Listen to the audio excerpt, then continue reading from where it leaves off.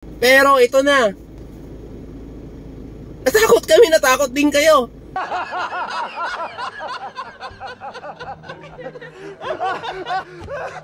Dapat may extra kang lakas ng loob.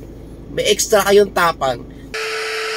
Mapagpalang araw mga kapatid. So nagkaroon nga po ng putukan in PEA versus military kagabi. Napakalapit po sa aming bahay.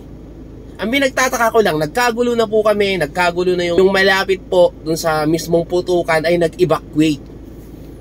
Nagkagulo, nagka-evacuate. Siyempre kinakabahan po kami. First time, ang lalakas ng puto, karatratan.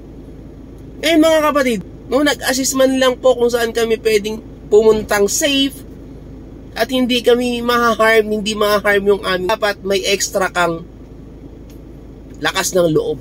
May extra kayong tapang na pagdating sa mga ganitong pagkakataon, doon sa safe area at i-inform yung mga inyong constituents kung ano yung nangyayari at ano yung magandang gawin. Diba? Pwede kayong ganito, mga kabarangay.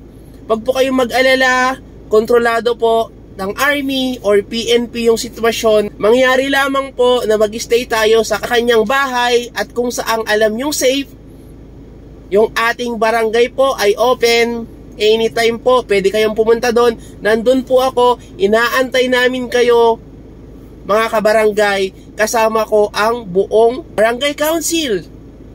Yun lang po, na may problema, punta lang po kayo ng barangay. Noong eleksyon, panay trompa kayo, panay punta nyo sa kanya-kanyang bahay, house to house, nakikipagkamay, para makilala kayo, malaman yung inyong pangalan, maiboto kayo. Pero ito na. Natakot kami, natakot din kayo.